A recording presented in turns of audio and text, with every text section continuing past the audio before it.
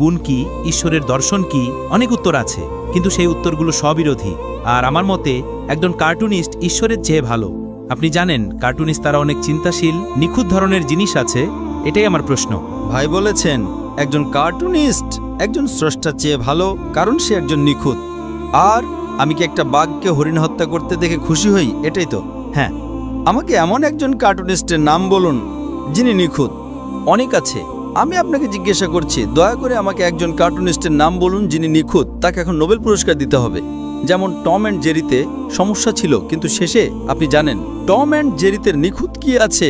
এটা তো বিনোদনের জন্য, শেষে সবকিছু ঠিক হয়ে যাবে। টম অ্যান্ড জেরি কি নিখুঁত? আপনি কি মনে করেন টম অ্যান্ড জেরি নিখুঁত?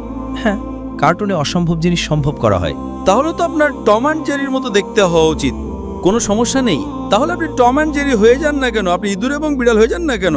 আচ্ছা, আমার প্রশ্ন হলো, আপনি কি খুশি? আপনি কি ইঁদুর হতে চান?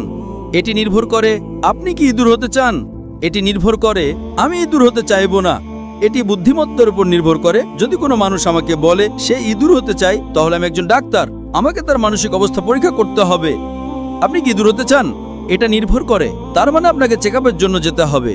আসলে আমার প্রশ্ন হলো, আপনি বলছেন টম নিখুঁত এবং জেরি নিখুঁত, ইঁদুর এবং বিড়াল নিখুঁত, তাহলে আপনি কি ইঁদুর হতে চান?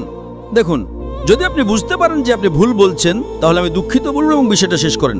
যদি চালিয়ে যান, যদি ভুল করেন, একজন মানুষ বা ছাত্রের দুঃখিত বলা উচিত, নিজের ভুলের উপর অটল থেকে বোকা হওয়ার চেয়ে।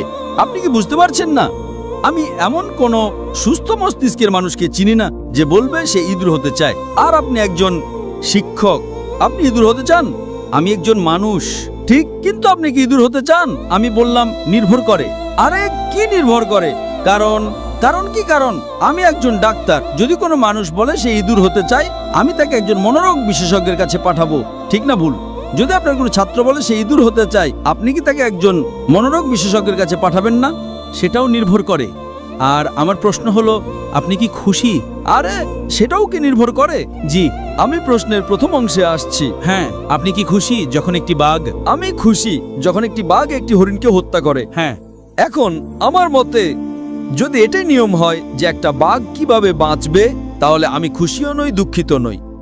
আমার ধারণা আছে আমি খুশিও নই, দুঃখিতও নই, কারণ এটাই তার বেঁচে থাকার উপায়। এটাই মানুষের অজুহাত। আমি সর্বশক্তিমান ঈশ্বরের চিন্তা প্রণালী সম্পর্কে জানতে চাইছি। সর্বশক্তিমান, সুন্দর ও দয়াময় ঈশ্বরের চিন্তাকে যখন আমরা মানুষের পর্যায়ে নামিয়ে আনি, তখন এটা একেবারে সীমিত মানব জ্ঞানের প্রকাশ হয়ে যায়। এর জন্য আমি দুঃখিত। আপনি একটা প্রশ্ন করছেন, আপনি কি আমার উত্তর শুনবেন? হ্যাঁ, আমি শুনবো। তাহলে উত্তর শোনার জন্য আপনাকে মুখ বন্ধ